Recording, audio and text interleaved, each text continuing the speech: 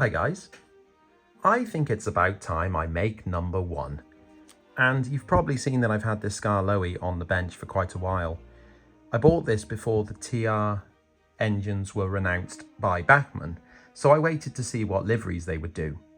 And I don't know if you noticed, but there was a little bit of a blue one missing, so I have to make it myself. That's okay, because I have this. This is Fourdees' new Skarloey and Talyllyn upgrade kit. It comes with some nice bits that I'll use. The first bit is the footplate itself, and as you can see, it's already a decent upgrade just with that part alone. It's got more details on it, looks more Talyllyn, and I'll be happy. These will always make me happy. So let's see what's in this, because I generally haven't looked at this yet. This has been sitting here waiting for the right time, and this is the right time. This is the main bit, the fact that it comes with a new smoke box door instead of that face. You can clear that grin off there, thank you, Sonny. Cylinders are a really big part of the issues with Skarloey. See how big they are compared to the replacements. Shows how good they're going to be. These are massive, but you know, they are on Skarloey, so there's not much you can say about that. That's it, back head for the back of the cab. Add a little bit of detail in there, the Model U figures will be in the way. There's two of those. I believe one is if you don't cut the back off and the other is if you do, I think. They look different, so I'm gonna say yes. And finally, this piece. Okay, that's a piece. Don't know what that piece does. Okay, oh, there's two pieces, okay. What I need to do is strip this back down, get the paint off, get all the parts that I don't want on there, which is basically, well, by the time you've got all this on, that's most of the issues out the way. The only things I'll be left with is the right-hand side coal bunker, which was my personal issue with the, oh, I've lost a whistle. My personal issue with the Bachmann offerings for Talyllyn is that it still had this, and this is just not, it's just not okay. I'll grind down the handrails and the handrail on the front there and strip the paint back and we'll be good to go. Bear with me. Okay, checking in and progress is good. I've managed to get everything off that I want. The chassis is stripped right back. The wheel sets are out. The cylinders are all in pieces because I've taken the motion out of it and the weights are off. This could technically be put back together as it is now with the new parts, but I want to strip the paint and actually start grinding away at the metal on the body. The cab needs to, how do I get that off there? Is that on there or do I have to cut that off? The cab needs to sit in a paint stripper that isn't going to melt the plastic, like the metal's fine to go into an actual paint stripper.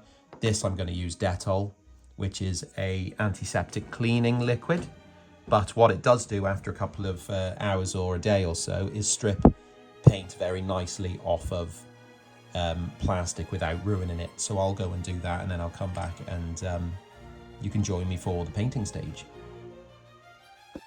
Right, I thought I would check in with you and just confirm something I knew was right, and I've done it anyway, and I proved myself right and wrong, if that makes sense.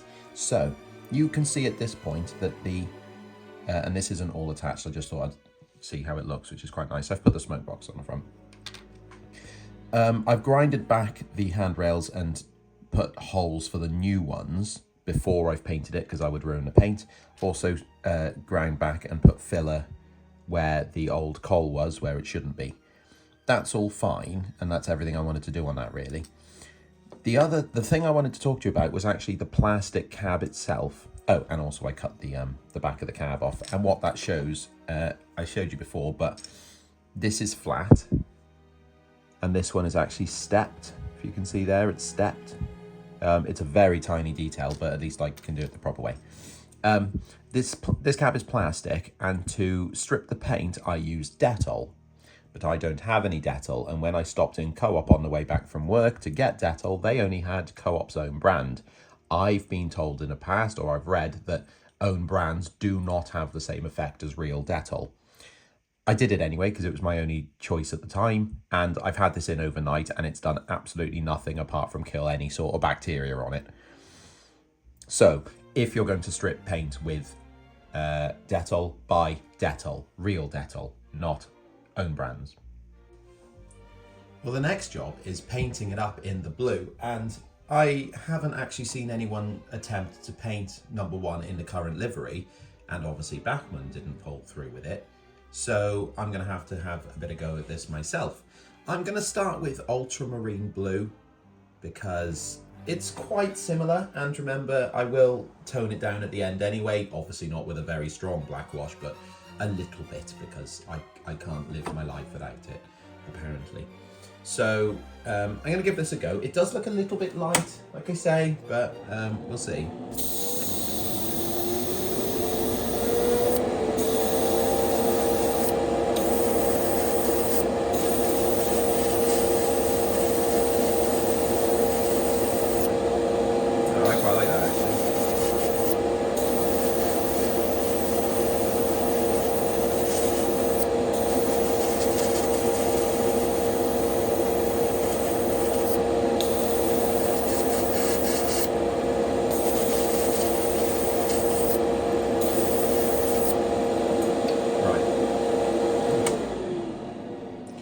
First coat, but not too bad, not too bad. I think when it's got the black and red round it, I think it might look quite close. Hey, that was lucky. Another thing I thought I might show you is how I paint wheels. Like the body parts, these have been primed before I've gone in with the main colour here, but you'll see how I've masked it as well. I've masked with very thin tape around the rim of the wheel, and then filled in the rest with well, toilet paper and more masking tape. But what that means is you can actually get a nice clean finish on them, because I have tried painting by hand and it just sort of looks quite messy. The paint goes quite thick, but you can get in there, and as you can see, it's really nice and clean. It's like factory finish type job, which is really nice. Especially like an engine like this, the wheels are on show quite a bit, so I need it to look nice and tidy. Well, this is that blue dried, and even now with a dark, well, I mixed a little bit with black and put it over the top, I still think it's a bit too light and pale. So I've been out, and as you can see with my from my fingers, I have been trying different types of blues, and I think I've found one that I'm quite happy with, is this one. And as you can see, it's quite a bit darker, but also it's very vibrant, I think is the word. It's quite a strong colour.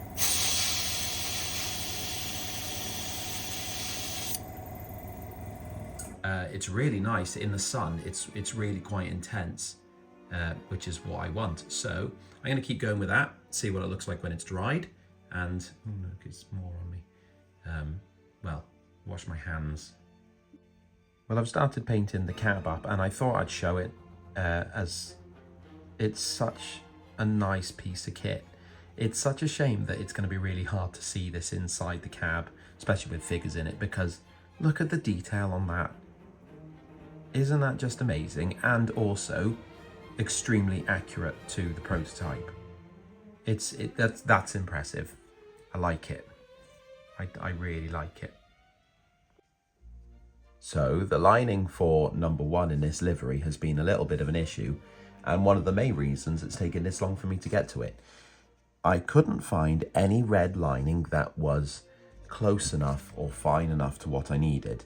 I spoke to Fox Transfers about the other types I use on the other TR engines with the black colour, black formation, and it was going to cost too much to have the red added to that style. So I've gone with this, which is a black, then a space, then a grey. I have tried it, and I've done it with the grey sitting up against the edges of the the engine parts, and then I would paint over it. But actually, that doesn't look any good either because the red is then too far into the piece. So what I'm doing instead is I am actually slicing off the grey and using it as a single line, and that's really, really tricky. So if you're trying this, I'll just pre-warn you how you will probably delve into some sort of madness on the way, because a single line of this thickness when it's not on its backing paper is just crazy. Even trying to cut it is.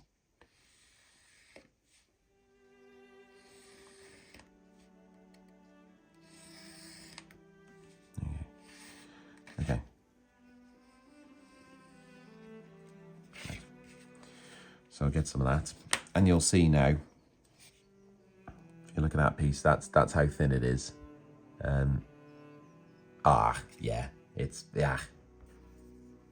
Okay, so I really find, especially when they are this fine, to add decal fix to it as well. Not only to give a bit of adhesion for the lining, but also it helps to, hang on, I'm picking off the bit, there we go. It helps to soften it. So, like you can see, this piece here is one complete piece, and I've managed to curve it round a corner without it bending or breaking up, and that's because it's on decal fix and it's really softened it. So I tend to soften them with water to start, and then I use the decal fix to finish it off when it's on the model. If you don't use decal fix, I do find that when you're handling it before varnish, it's really easy to pull those pieces of lining back off again, which if my family sees that. There we go, bit of shame. Add in the black borders after using the very, very fine lining is a lot more difficult than the standard technique that I use, which is with when the lining has a black border that you can then use as as a buffer. Whereas now there isn't anything, you're painting right up to the line, and it's very easy to go over. Luckily, the only saving grace here is that the blue that I'm using as the main body color is very dark anyway, which means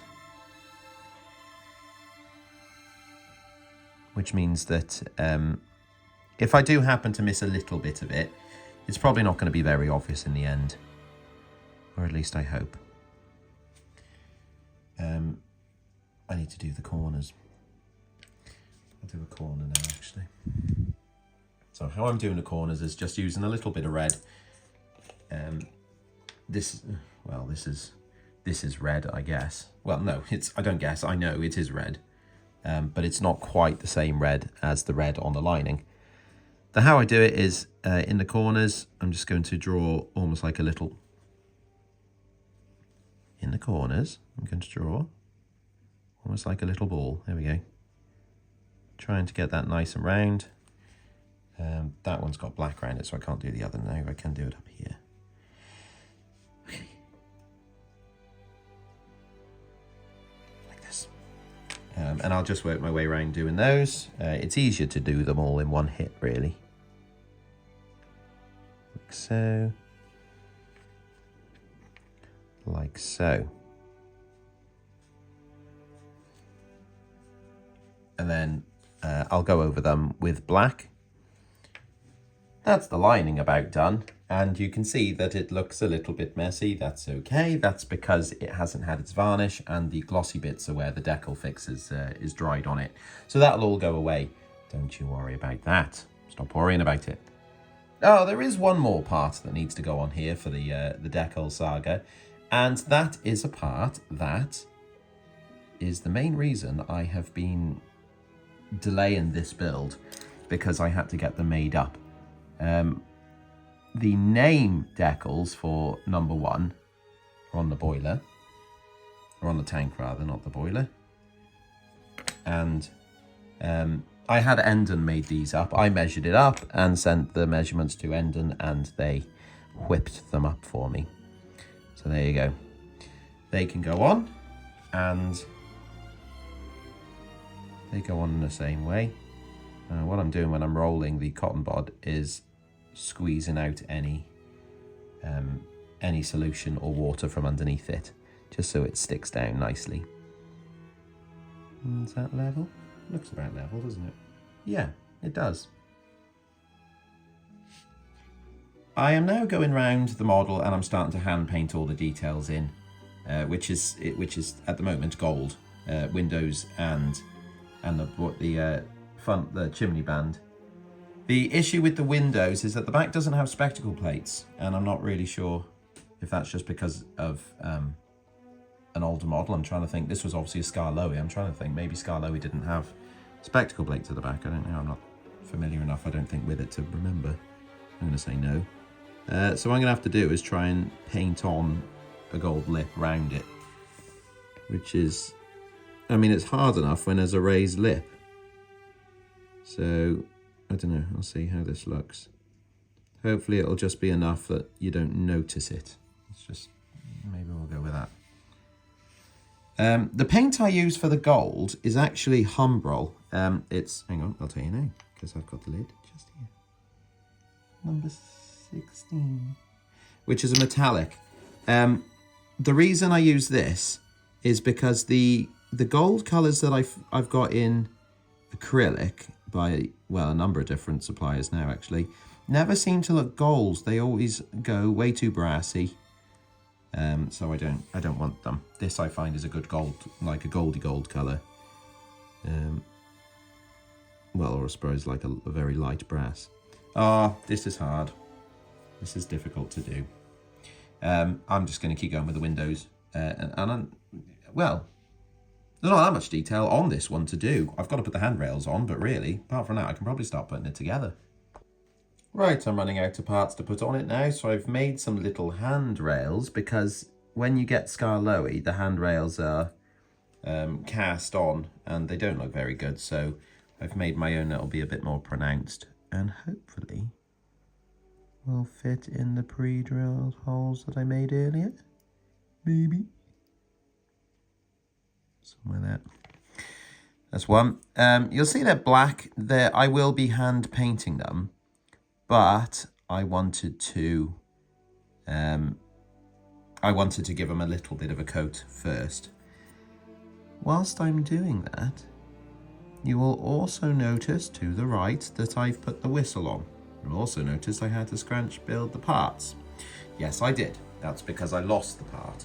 Not today, and not this week since I've been building this. This is actually a part that when I picked Skarloey up to build, was missing. So I don't know where I put it. I've made it. The whistle itself is off a Peter Sam that I'm going to be using in the next couple of weeks on a video. And obviously a bit of plastic art, and I'll paint that black. Handrails look alright actually. Quite posh, isn't it? The only other thing I need to put on are the works plates, which I have now. Well, I might as well put them on now actually. I think Talyllyn's looking just about right now. The only thing I really want to do now before I get the glazing in is going to be giving it a quick shot of satin varnish. I wouldn't usually do this with the wheel sets in, but because this is such a pain to build and work on because of how it's constructed, thank you, Bachmann, I'm having to do it now. But it's not a problem. I'll clean it off the wheels and it'll be absolutely fine. Everything else is fully protected by the body and things like that. This varnish coat will help also to nail out some of these areas. If I zoom in a little bit, you can... Ooh, hello, camera. Where are you going? Where you can see like there's the decal fix and things that obviously has made a bit of a mess because of its consistency. So get some of that on with the spray booth on because it's going to varnish my face and skin. Just work around it.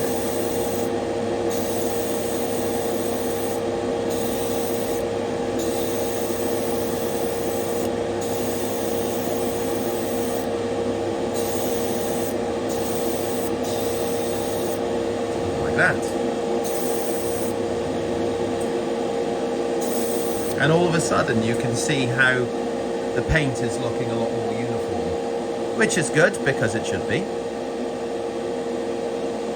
Yes. Yes.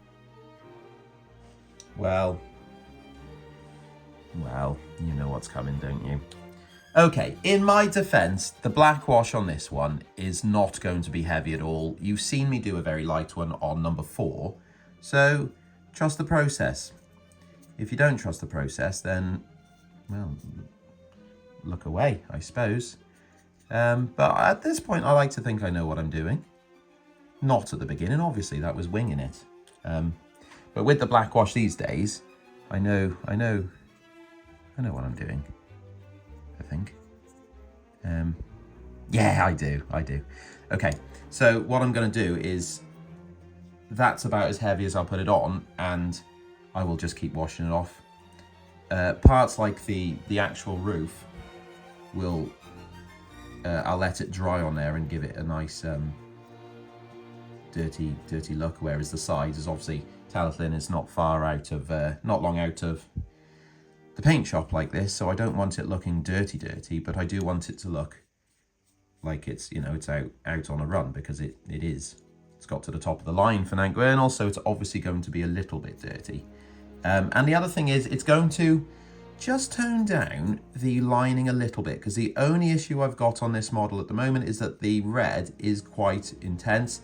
I got it as thin as I could, like you know, but it is still, you know, it is still, oh, and the buffers, obviously, the buffer beams need to be dirty. It is still quite strong. But, you know, that's a scale issue. I can't really do much about that. Well, I suppose I could have got a darker red, but there wasn't one. Remember how I struggled to get any lining? There we go. I've struggled. I'm going to let that dry and keep washing it off. Oh, look, I broke a pipe. Right, another detail that it needs that I forgot that I needed to do are the figures, and I'm using Model U because what else comment below, what else do you even use if you're not using Model U? I can't get my head around it. Look at them. Well, there you go. God, they're just so good. They are just so good. And there we go, I'll call it a day there. That wasn't the easiest build, and actually it wasn't going to be possible without Fourdees making their fantastic conversion kit, so I suggest if you want to make a decent attempt at doing a Skarloey as realistic, or Talyllyn in realistic, then definitely get the conversion kit. It's really decent. The end and transfers went on really well, and you can see how actually the backing papers, or the I don't know what you call it, the carrying film, is really not that obvious. It is there a bit, but you'll never get rid of it completely, so I'm happy with the level that's at. Yeah, I don't mind it. I haven't run it yet, and the reason you're not seeing it run is because the layout is currently not all wired up. It's been broken down, so I can put a new back scene on it and fiddle with the wiring a little bit. So unfortunately, no trains can run this week or next week. So I'll have to do a bit more building until I can do a nice run-in video. But there we go. Thank you for watching. I hope this has hopefully helped you if you want to build Talyllyn in its current form. I'll speak to you later. I've got to go and wash my chickens now. They're dirty. Cheers.